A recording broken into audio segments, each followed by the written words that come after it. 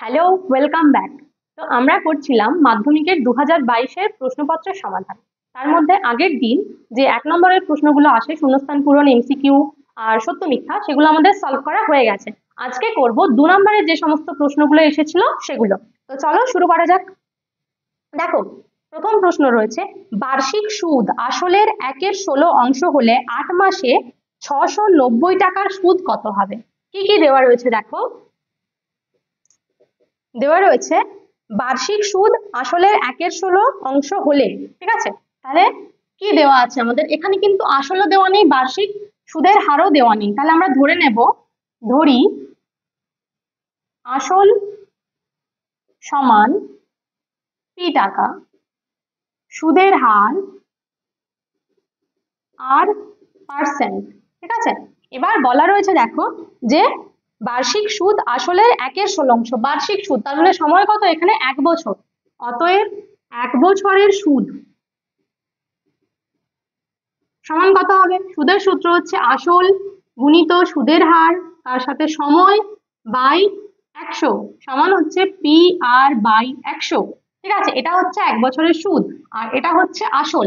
এবার বলা রয়েছে সুদ হচ্ছে আসলের 1/16 অংশ, সুদটা আসলের 1/16। তাহলে শর্তে কি লিখবো? শর্তে লিখবো যেটা সুদ সেটা সমান হচ্ছে আসলের 1/16, আসলের সাথে 1/16 গুণ করলাম। এখানে কি হবে দেখো, পি পি কেটে গেল, বা কোনাকুনি গুণ করলে 16 আর সমান হচ্ছে 100, বা আর সমান কত হচ্ছে? 100 বাই 16। 4 দিয়ে কাটাকাটি করতে পারি, দেখো 4 25-এ 100, 4 4-এ 16, বা আর সমান 25 বাই 4, ঠিক আছে? আমরা সুদের হার পেয়ে গেছি। এবার বলছে তাহলে 8 মাসে 690 টাকার সুদ কত হবে? 8 মাসে মানে সময় হচ্ছে 8 মাস, আর 690 টাকা মানে মূলধন হচ্ছে 690 টাকা। অতএব 690 টাকার কত মাসে?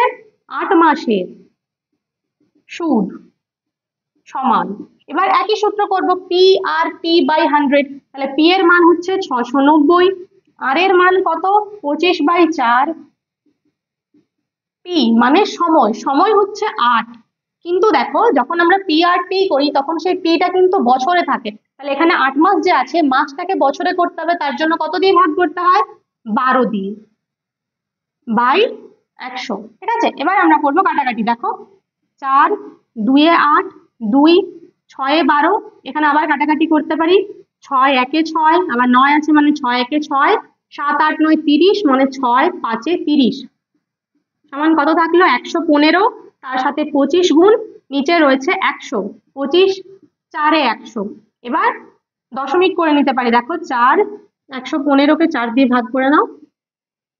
4 2-এ 8 35, 4 8-এ 32, 3 দশমিক দিলে শূন্য আসছে, 4 7-এ 28, বিয়োগ করে 2 দশমিকের জন্য শূন্য, 4 5-এ 20, ঠিক আছে? তাহলে উত্তর কত হলো? 28.75 টাকা। এরপরে দেখো 4-এর 2-এর অঙ্কটা কি রয়েছে, কোন স্থানের লোক সংখ্যা 13,310 জন ছিল, কি হারে বৃদ্ধি পেলে 3 বছরে 17,280 জন হবে? তো এটা কিসের অঙ্ক? সমহার বৃদ্ধির অঙ্ক, ঠিক আছে? তাহলে লোক সংখ্যা দেওয়া আছে মানে পি দেওয়া আছে, কি হারে বৃদ্ধি পেলে মানে সুদের যেটা বা সমহার বৃদ্ধির যে হারটা আর সেটা দেওয়া নেই, আমাদের ধরে নিতে হবে। আর সময় হচ্ছে কত? 3 বছর। তাহলে প্রথমে আমরা কি ধরে নেব? ধরি জনসংখ্যা 8% হারে বৃদ্ধি পাবে, ঠিক আছে? জনসংখ্যা 8% হারে বৃদ্ধি পেল, তাহলে বৃদ্ধি পেয়ে যেটা হচ্ছে সেটা দেওয়া আছে আমাদের। তাহলে কি লিখবো? শর্তে দেখো আসল কত মানে জনসংখ্যা কত দেওয়া আছে? 13,310 ইন্টু 1 প্লাস আর বাই 100, 3 বছরে কত হয়েছে? 17,280, 17,280, ঠিক আছে? এটা আমরা শর্তে পেয়ে গেলাম। এখান থেকে সমাধান করে আমরা আর এর মান বার করব। তাহলে প্রথমে কি করব? 1 plus r by 100 whole cube সমান, এদিকে যে 13,310 গুণ রয়েছে সেটাকে ডান দিকে নিয়ে যাব, 17,280, নিচে হচ্ছে 13,310, কাটাকাটি করব 0 0। দেখো এটা এই যে 1331, এটা হচ্ছে 11-র কিউব, তাহলে নিচে তো 11 দিয়ে কাটাকাটি হবে হবে, উপরে হচ্ছে কিনা দেখে নাও। 11 একে 11, 62 হলে 11 5 55, 7 78, 280 রয়েছে তো। হ্যাঁ 280 রয়েছে। তাহলে কিংবা 1728 কারো কিউব হতে পারে। দেখো এটা একবার উৎপাদকে বিশ্লেষণ করে দেখে নি। 2 8 16, 2 6 12, 2 4 8, আবার 2 4 8, 2 3 6, 2 2 4, 2 2 4, 2 1 2, 2 6 12, 108, আবার 2 দিয়ে করলে 2 5 10, 2 4 8, 2 2 4, 2 7 14, 3 9 27, 3 3 9, 3 3টা রয়েছে, 2 3টা রয়েছে, 2 3টা রয়েছে। তার মানে এটা হচ্ছে 2 2 3, তার মানে 2 2 4 3 12, 12 কিউব হচ্ছে 1728, বা 1 প্লাস r বাই 100 এটার হোল কিউব সমান আমরা লিখতে পারি 12/11 হোল কিউব। ঠিক আছে, যেহেতু কাটাকাটি হচ্ছে না, কাটাকাটি হলে হয়তো অন্য কোনো সংখ্যার কিউব হতো, কিন্তু এটা যেহেতু 12 কিউব 11 কিউব, কাটাকাটি হওয়ার কোনো চান্স নেই, তো তোমাদেরকে কিন্তু উৎপাদক করেই রেখে নিতে হবে। ঠিক আছে, এবার কি করতে পারি, দেখো দুদিকে কিউব রয়েছে, তাহলে আমরা দুটো কিউব বাদ দিতে পারি। তাহলে 1 প্লাস r বাই 100 সমান হয়ে গেল 12/11, বা r বাই 100 সমান কত, এই যে একটা বা দিকে প্লাস রয়েছে এটা ডান দিকে চলে গিয়ে মাইনাস হবে, 12/11 মাইনাস 1, বা r বাই 100 সমান লসাগু করলে নিচে হচ্ছে 11, উপরে হচ্ছে 12 মাইনাস 11, বা r বাই 100 সমান হচ্ছে দেখো 1/11, বা r সমান 100/11 সমান 11 9 99, 9 পূর্ণ 1 এর 11। ঠিক আছে, তাহলে আমাদের উত্তর কি লিখবো, কি হারে বৃদ্ধি পেলে, তার লিখবো অতএব জনসংখ্যা 9 পূর্ণ 1 এর 11% হারে বৃদ্ধি পাবে। এরপরে 2 এর অঙ্কটা, সরি 3 এর অঙ্কটা কি রয়েছে দেখো, কোনো ব্যবসাতে এ বি এবং সি এর মূলধনের অনুপাত 1/x is to 1/y is to 1/z। ঠিক আছে, এ বি সি এর এটা হচ্ছে মূলধনের অনুপাত। তাহলে বছরের শেষে ব্যবসায় জেড টাকা ক্ষতি হয়েছে, কত ক্ষতি হয়েছে, জেড টাকা। তাহলে বলছে সি এর ক্ষতির পরিমাণ কত। খুব সোজা একটা অঙ্ক দেখো, প্রথমত আমাদের কি করতে হবে, এটা যেহেতু ভগ্নাংশে রয়েছে এটাকে আমরা একটা পূর্ণ সংখ্যার আকারে করবো, মানে নিচে কোনো সংখ্যা থাকবে না, হরে সরি সমান, দেখো x y z, x y z এর লসাগু হচ্ছে কত, এক্স ওয়াই জেড, তাহলে প্রত্যেকটাকে আমরা গুণ করব এক্স ওয়াই জেড দিয়ে, ইজ টু 1/y এর সাথেও গুণ করবো কত, x y z, is to 1/z এর সাথেও গুণ করবো কত, এক্স ওয়াই জেড। এখানে এক্স এক্স কেটে গেল, ওয়াই ওয়াই কেটে গেল, জেড জেড কেটে গেল, সমান y z is to x z is to x y. ঠিক আছে, এই হয়ে গেল আমাদের যেটা ছিল মূলধনের অনুপাত। এবার বলছে জেড টাকা ক্ষতি হচ্ছে মোট, তাহলে সি এর ক্ষতি কত হবে, অতএব সি এর ক্ষতি সমান, প্রথমে হচ্ছে মোট ক্ষতি যেটা জেড, তার সাথে গুণ করব যেটা সি এর মূলধনের আনুপাতিক ভাগহার, তার মানে কত, এক্স ওয়াই ডিভাইড বাই নিচে হবে কত, y z plus x z plus x y, সমান গুণ করলে কত হচ্ছে দেখো, উপরে হচ্ছে এক্স ওয়াই জেড আর নিচে হচ্ছে x y plus y z plus z x, এত টাকা। ঠিক আছে, এটাই অ্যান্সার। এরপরে দেখো 4 এর অঙ্কটা কি রয়েছে, 7x² মাইনাস 66x প্লাস 27 সমান 0, এই সমীকরণটা যোগফল আর গুণফলের অনুপাত কত বীজদ্বয়ের। তো দেখো এই যে সমীকরণটা, এটাকে সবসময় আমরা তুলনা করি ax² plus bx plus c সমান 0 এই সমীকরণ থেকে, এই সমীকরণের সাথে। তো এই যে সমীকরণটা, এটা হচ্ছে একটা দ্বিঘাত সমীকরণের সাধারণ আকার। তো এই সমীকরণের যেটা বীজদ্বয়ের যোগফলের অনুপাত সেটা কত হয়, মাইনাস বি বাই এ, আর বীজদ্বয়ের গুণফল কত হয়, সি বাই এ। ঠিক আছে, বীজদ্বয়ের যোগফল হচ্ছে মাইনাস বি বাই এ আর বীজদ্বয়ের গুণফল হচ্ছে সি বাই এ। তাহলে সেই হিসেবে আমাদের এখানে এ সমান কত, দেখো এ সমান 7, বি সমান মাইনাস 66 আর সি সমান হচ্ছে কত, 27। ঠিক আছে, তাহলে এখান থেকে বীজদ্বয়ের যোগফল বার করব, অতএব বীজদ্বয়ের যোগফল, দেখো যোগফল কত হবে বললাম, মাইনাস বি বাই এ, তাহলে মাইনাস, তারপর এখানে বি হয় তার মানে কত, মাইনাস 66 বাই এ মানে হচ্ছে 7, সমান হচ্ছে 66/7, এটা হয়ে গেল বীজদ্বয়ের যোগফল। একইভাবে বীজদ্বয়ের গুণফল বার করব,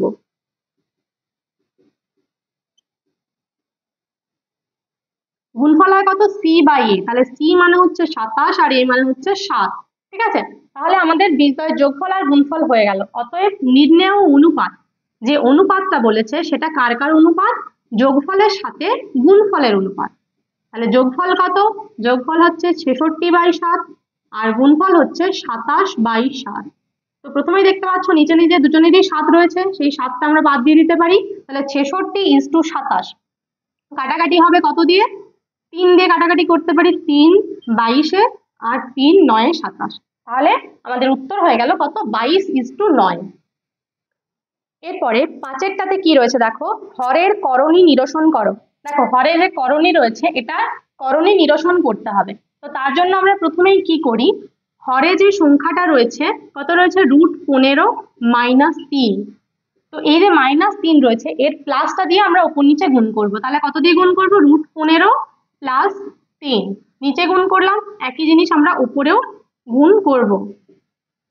সমান, দেখো 12-র সাথে √15 গুণ করে দিলাম, 12√15 প্লাস 12×3 কত, 36। আর নিচে কি হবে, নিচে রয়েছে a - b into a + b।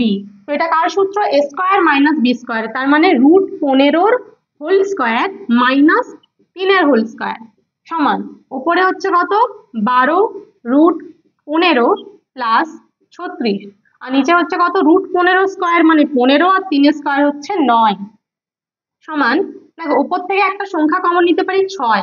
6 common নিলে 6 2 এ 12, তাহলে 2√15, আর 36-এর থেকে 6 কমন নিলে কত হয়, 6 6 36, তাহলে 6 ডিভাইড বাই 15-র থেকে 9 বিয়োগ করলে কত হয়, 6। দেখো এই জন্যই 6 কমন নিয়েছিলাম, না হলে তো 12ও কমন নেওয়া যেত। তাহলে কি হলো, 6 আর 6 কেটে গেল, সমান কত হচ্ছে, 2√15 প্লাস 6। ঠিক আছে, এটাই উত্তর। এরপরে দেখো 6এরটাতে কি রয়েছে, ও কেন্দ্রীয় বৃত্তের ব্যাসার্ধের দৈর্ঘ্য 13 সেমি এবং এবি একটি জ্যা এর দৈর্ঘ্য 10 সেমি। ও বিন্দু থেকে এবি জ্যায়ের দূরত্ব কত। প্রথমে ছবিটা এঁকে নিই। এরকম একটা বৃত্ত রয়েছে যার কেন্দ্র হচ্ছে ও, আর বলছে এবি একটি জ্যা, এরকম জায়গায় একটা জ্যা রয়েছে এ বি। তাহলে এবি জ্যায়ের দৈর্ঘ্য 10 সেমি, ও বিন্দু থেকে এবি জ্যায়ের দূরত্ব কত, দূরত্ব মানে সেটা লম্ব দূরত্ব হবে। ঠিক আছে, এটা ও আর এটার নাম দিলাম পি। ঠিক আছে, তাহলে বলছে ওপি সমান কত, এবিটা 10 সেমি, ওটা হচ্ছে কেন্দ্র, তাহলে বলছে যে ওপিটার দৈর্ঘ্য কত। তার জন্য প্রথমে আমরা কি করব, ও আর বি যুক্ত করে দেব। ঠিক আছে, তাহলে ও থেকে এবির উপর লম্ব টানা হলো, ওপি লম্ব এবি, আর ওবিটাকে যুক্ত করা হলো। তাহলে প্রথমে কি লিখবো, ওপি লম্ব এবি অঙ্কন করা হলো, যেগুলো আমরা করছি সেগুলো আমাদের লিখে দিতে হবে। অঙ্কন করা হলো এবং ও কমা বি যুক্ত করা হলো। এবার দেখো ভালো করে খেয়াল করো, ত্রিভুজ ও পি বিটাকে, এটা একটা কি ত্রিভুজ তৈরি হয়েছে, সমকোণী ত্রিভুজ তৈরি হয়েছে। তাহলে কি লিখবো, অতএব ত্রিভুজ ও পি বি সমকোণী ত্রিভুজের, দেখো সমকোণী ত্রিভুজের আমরা দুটো বাহু জানি, সেটা কোনটা কোনটা, ওবি আর পিবি। ওবি সমান কত হবে, ওবিটা হচ্ছে ওই যে বৃত্তটা তার কি ব্যাসার্ধ, আর সরি ব্যাসার্ধ কি আমরা জানি, হ্যাঁ ব্যাসার্ধ দৈর্ঘ্য 13 সেমি বলা হয়েছে, তাহলে হচ্ছে 13 জানি, 13 সেমি। আর রয়েছে তোমার পিবি, পিবি সমান কত হবে, দেখো এবি সমান বলা রয়েছে 10 সেমি, তাই তো।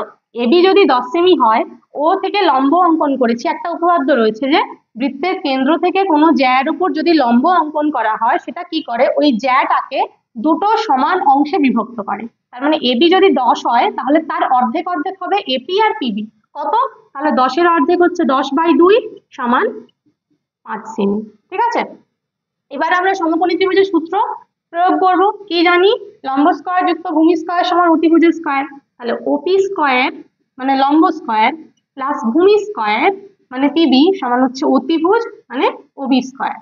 বা দেখো আমরা বার করব ওপি, তাহলে ওপিটাকে রেখে দিলাম, পিবি স্কয়ার মানে হচ্ছে 5 স্কয়ার, আর ওবি স্কয়ার মানে হচ্ছে 13 স্কয়ার। বা ওপি স্কয়ার সমান 13 স্কয়ার কত, 13 স্কয়ার হচ্ছে 169, আর 5 স্কয়ার যেটা সেটা ডান দিকে যখন চলে যাবে তখন মাইনাস হবে, মানে -25। বা ওপি স্কোয়ার সমান, দেখো এটা বিয়োগ করলে হচ্ছে 144, বা ওপি সমান কত, √অফ 144। 144-এর বর্গমূল কত, 12। ঠিক আছে, তাহলে এটাই হয়ে গেল আমাদের উত্তর। তাহলে আমরা কি লিখবো, যে ও বিন্দু থেকে এবি জ্যার দূরত্ব হচ্ছে কত, 12 সেমি। এরপরে 7-এর অঙ্কটা কি বলেছে দেখো, এওবি একটি বৃত্তের ব্যাস যার কেন্দ্র ও, সি বৃত্তের ওপর একটি বিন্দু, আর ওবিসি 60 ডিগ্রি হলে ওসিএ। ঠিক আছে, তাহলে এওবি হচ্ছে বৃত্তের ব্যাস যার কেন্দ্র হচ্ছে ও, তো এটা হচ্ছে বৃত্তের ব্যাস এ ও বি। ঠিক আছে, তাহলে ও কেন্দ্র হয়েছে। এবার বলছে বৃত্তের ওপর একটা বিন্দু রয়েছে সি, এটা হচ্ছে সি। কোন কোণগুলো দেওয়া রয়েছে দেখো, বলছে ওবিসি সমান 60 ডিগ্রি, ওবিসি এটা হচ্ছে 60 ডিগ্রি। তাহলে বলছে ও সি এ, তাহলে আমাদেরকে ও সি এর জন্য ও আর সিটা যোগ করতে হবে। ও সি এ এই কোণটা কত, খুব সোজা অঙ্কটা দেখো, এটা তো 60 ডিগ্রি দেওয়া রয়েছে। এবার এওবি যেহেতু বৃত্তের ব্যাস, তার মানে এই যে আগে একটা অঙ্ক করেছিলাম ওরকমই, যে যেহেতু ব্যাস, ব্যাস কি করে, বৃত্তকে দুটো অর্ধেক অর্ধেক অংশে বিভক্ত করে, তার মানে অর্ধবৃত্ত হয়ে গেল।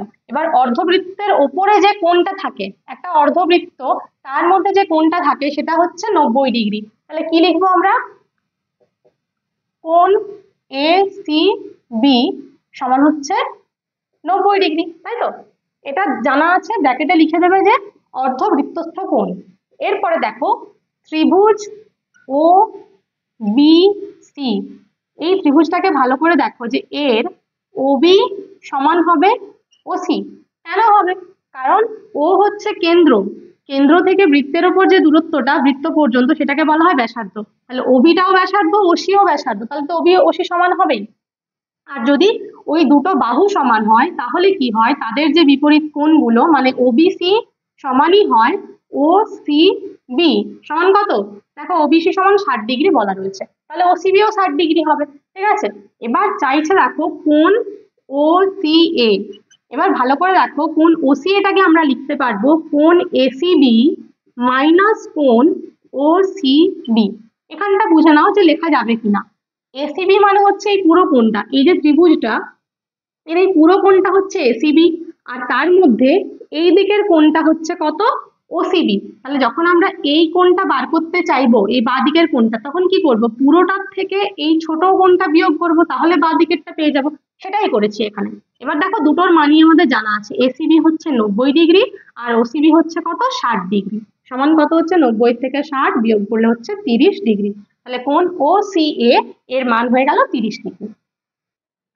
দেখো এবার 8-এর অঙ্কটা কি রয়েছে, একটি অকেন্দ্রীয় বৃত্ত যার কেন্দ্র থেকে 26 সেমি দূরে অবস্থিত পি বিন্দু থেকে অঙ্কিত বৃত্তের স্পর্শকের দৈর্ঘ্য 10 সেন্টিমিটার হলে ব্যাসার্ধের দৈর্ঘ্য কত। তো প্রথমে কি করব, ছবিটা এঁকে নেব। এটা হচ্ছে একটা বৃত্ত, এর বলছে অকেন্দ্রীয় বৃত্ত, এই বৃত্ত তার থেকে 26 সেন্টিমিটার দূরে একটা বিন্দু রয়েছে যেটার নাম হচ্ছে পি, আর বলছে পি বিন্দু থেকে অঙ্কিত স্পর্শকের দৈর্ঘ্য, এই যে পি বিন্দু, এটার থেকে যে স্পর্শকটা আঁকা হয় এই দৈর্ঘ্যটা হচ্ছে কত, 10 সেমি। এটা 10 সেমি, এটা হচ্ছে 26 সেন্টিমিটার। তাহলে বলছে যে বৃত্তের ব্যাসার্ধের দৈর্ঘ্য কত, মানে এই দৈর্ঘ্যটা কত। ঠিক আছে, ও পি, এটাকে কিউ নাম দিলাম। তাহলে আমাদেরকে বার করতে হবে ও কিউ সমান কত।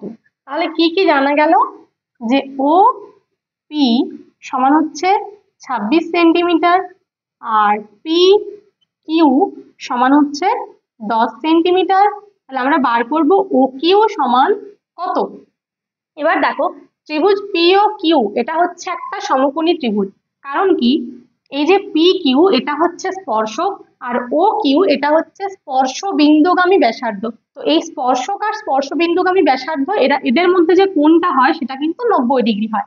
তাহলে কি, অতএব ত্রিভুজ পি ও কিউ কি ত্রিভুজ, সমকোণী ত্রিভুজ। এবার সমকোণী ত্রিভুজের কি জানি আমরা, সমকোণী ত্রিভুজের হচ্ছে লম্ব স্কয়ার যুক্ত ভূমি স্কয়ার সমান কি, অতিভুজ স্কয়ার। তাহলে কি লিখতে পারবো, অতএব ও কিউ স্কোয়ার প্লাস, দেখো এটার অতিভুজ কোনটা, এই কোনটা হচ্ছে সমকোণ, ঠিক আছে, তাহলে অতিভুজ হচ্ছে 26 সেন্টিমিটারটা, তাহলে O Q square plus P Q square সমান হচ্ছে ওপি স্কোয়ার, বা O Q square plus P Q square মানে হচ্ছে 10 স্কোয়ার সমান 26 স্কোয়ার, বা ও কিউ স্কোয়ার প্লাস কত 10 স্কোয়ার হচ্ছে 100 আর 26 স্কোয়ার হয় 676, বা ও কিউ স্কোয়ার সমান কত 676 মাইনাস 100, বা ও কিউ স্কোয়ার সমান বিয়োগ করলে হয় দেখো 576, বা ও কিউ সমান হচ্ছে 576 বর্গমূল হচ্ছে কত 24, ঠিক আছে, তাহলে আমাদের উত্তর কি হবে, বৃত্তটির ব্যাসার্ধ হচ্ছে 24 সেন্টিমিটার।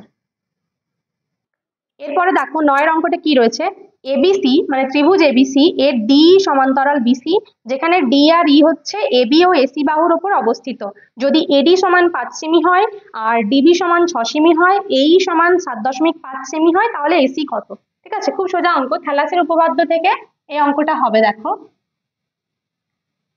এই একটা হচ্ছে ত্রিভুজ যেটার নাম কি এ বি সি, আর এখানে রয়েছে ডিই, এরা হচ্ছে সমান্তরাল, বিসি আর ডি পরস্পর সমান্তরাল, তাহলে হচ্ছে এডি সমান, এডিটা হচ্ছে 5, ডিবি এটা হচ্ছে 6, এইটা হচ্ছে 7.5, তাহলে বলছে এসি কত, তো এসি বার করানোর আগে আমরা ইসি বার করব থ্যালাসের উপপাদ্য থেকে, তাহলে প্রথমে লিখবো কি ডিই সমান্তরাল বিসি, তো থ্যালাসের উপপাদ্য কি ছিল, যে যদি ত্রিভুজের এই একটা বাহুর সমান্তরাল একটা সরলরেখা হয়, তাহলে কি হয়, ওই যে সমান্তরাল সরলরেখাটা সেটা অন্য দুটো বাহুকে সমানুপাতে বিভক্ত করে, তার মানে কি বলা যাবে, এডি বাই বিডি সমান হচ্ছে এই বাই ই সি বা সি, ঠিক আছে, বা এবার এডির মান কত 5, বিডির মান হচ্ছে 6, ই এর মান হচ্ছে 7.5 আর ইসি এর মান হচ্ছে এটা ইসি, বা এবার কি করব আমরা কোনাকুনি গুণ করি, 5 দেখো 5-এর সাথে ইসি গুণ হচ্ছে তাই তো এই কোনাতে, সমান এদিকে কত 6-এর সাথে গুণ হবে 7.5, বা ইসি সমান 5টাকে আমরা নিচে নিয়ে আসবো, তার আগে কি করব, এই যে 7.5 এটা দশমিকটা তুললাম তাহলে 75 হচ্ছে, আর এই যে 5টা এসেছিল নিচে আর এই 75-এর জন্য একটা 10, ঠিক আছে, এবার কাটাকাটি করতে পারো, 5 একে 5, 25, 5 5-এ 25, আবার 5 দিয়ে কাটছে, 5 3-এ 15, 5 2-এ 10, এখানে 2 3-এ 6, বা ইসি সমান হয়ে গেল কত 9, কিন্তু আমাদের অ্যান্সারে চাইছে দেখো এসি সমান কত, এসি সমান হচ্ছে এই প্লাস ইসি, এর সঙ্গে ইসি যোগ করলে তবে এসি পাওয়া যায়, তাহলে এই হচ্ছে 7.5 আর ইসিটা পেয়েছি কত 9, তাহলে 9 আর 7.5, 9 সাথে হচ্ছে 16.5 সেমি, ঠিক আছে, এটাই আমাদের উত্তর। এরপরে দেখো 10-এর অঙ্কটা কি রয়েছে, দুটি লম্ব বৃত্তাকার চোঙের উচ্চতার অনুপাত 1:2, ভূমির পরিধির অনুপাত 3:4 হলে তাদের আয়তনের অনুপাত কত, তাহলে কি কি দেওয়া রয়েছে, উচ্চতার অনুপাত আর ভূমির পরিধির অনুপাত, তো তাহলে প্রথমে আমরা কি করব, উচ্চতাটা ধরে নেব, ধরি চোঙ রয়েছে, তাহলে ধরি চোঙ দুটির উচ্চতা যথাক্রমে, এটা ধরে নিলাম H1 ও H2, এবং একইভাবে ব্যাসার্ধ যথাক্রমে R1 ও R2, ঠিক আছে, সব ধরে নিয়েছি, এবার দেখো কি কি দেওয়া রয়েছে, উচ্চতার অনুপাত তার মানে কত H1 তার সাথে H2 এর অনুপাতটা দেওয়া রয়েছে 1:2, তার সাথে রয়েছে ভূমির পরিধির অনুপাত, তো এটা এরকম একটা দেখতে চোঙ হয়তো, তো চোঙের যে ভূমিটা সেটা কি আকারের, চোঙের ভূমিটা হচ্ছে বৃত্তাকার, তো বৃত্তের ভূমির পরিধি কি হয় 2πr, তাহলে যে দুটো চোঙ আমরা নিয়েছি তাদের ব্যাসার্ধ যদি R1 R2 হয়, তাহলে ভূমির পরিধি কত কত হবে 2πr1 2πr2, তার মানে কি 2πr1 = 2πr2 সমান দেওয়া রয়েছে দেখো 3:4, ঠিক আছে, তো এখান থেকে 2π ক্যান্সেল হয়ে গেলে R1:R2 সমান কত হবে? 3:4। ঠিক আছে, H1H2 R1R2 হয়ে গেল। এবার যেটা আমাদের অ্যান্সারে চাইছিল যে আয়তনের অনুপাত, তো চোঙের আয়তনের সূত্র কি? চোঙের আয়তন হয় পাই আর স্কয়ার এইচ। এটা হচ্ছে চোঙের আয়তন, কিন্তু এখানে যেহেতু দুটো চোঙ রয়েছে তাহলে কি মানে আয়তনটা কি হবে? প্রথম যে চোঙটা তার আয়তন হবে পাই আর ওয়ান এর স্কয়ার H1, তাই তো? যেহেতু R1 H1 রয়েছে তাহলে সমান কত হবে? দেখো, পাই R1 স্কয়ার H1 তার সাথে পাই R2 স্কয়ার H2। বা এখানটা যদি আমরা অনুপাতটাকে তুলে ডিভাইড বাই করতে চাই তাহলে কি হবে? দেখো, প্রথমত পাই আর পাই ক্যান্সেল হয়ে গেল, তাহলে থাকলো কত? R1 স্কয়ার H1 আর নিচে থাকছে R2 স্কয়ার H2 সমান এখানটাতে হয়ে যাবে কত? R1 by R2 whole square, আর এটা হয়ে যাবে H1 বাই H2, তাই তো? যেহেতু এটা এখানেও স্কয়ার হবে, তো R1 এর স্কয়ার মানে হোল স্কয়ার দিতে পারি, তাহলে R1 বাই R2 টাকে একসাথে করে হোল স্কয়ার করে দিলাম আর H1 বাই H2 আলাদা রাখলাম। কেন? কেননা আমরা এই দুটো মান বসাবো। তাহলে কি মান বসাবো? R1 বাই R2 এর পরিবর্তে বসাবো 3/4 তার whole square, R H1 by H2 এর পরিবর্তে কত বসাবো? 1/2 সমান। দেখো এবার 3 এর স্কয়ার কত? 9, 4 এর স্কয়ার 16, তার সাথে 1/2 গুণ সমান হচ্ছে 9/32 সমান কত? 9:32। ঠিক আছে, তাহলে চোঙ দুটির আয়তনের অনুপাত কত হয়ে গেল? 9:32। এরপরে দেখো 11 প্রশ্নটা কি রয়েছে? একটি গোলকের ব্যাসার্ধের দৈর্ঘ্য 50% বৃদ্ধি করলে বক্রতলের ক্ষেত্রফল শতকরা কত বৃদ্ধি পায়?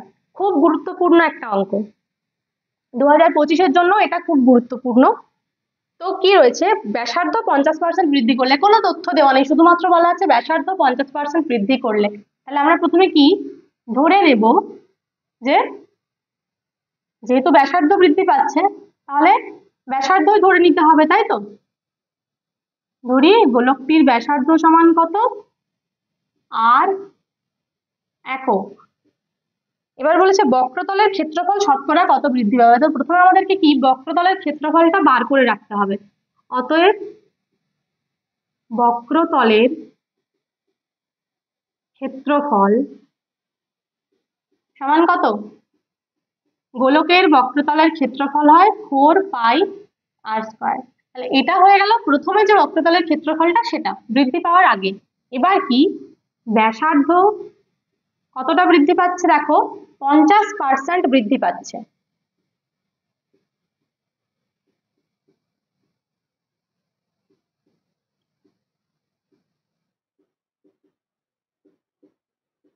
ব্যাসার্ধ কত হবে? 50% বৃদ্ধি পেলে দেখো একবারে একটা সূত্র রয়েছে, যখন 50% বৃদ্ধি পায় তখন আমরা 100-র সাথে 50 যোগ করে 100 দিয়ে ভাগ করে দিই, তাহলে কি একেবারে পাওয়া যায়, আর যোগ করার দরকার হয় না। 5×3 = 15, 5×2 = 10 সমান হচ্ছে কত? 3r/2 একক। অতএব এখন বক্রতলের ক্ষেত্রফল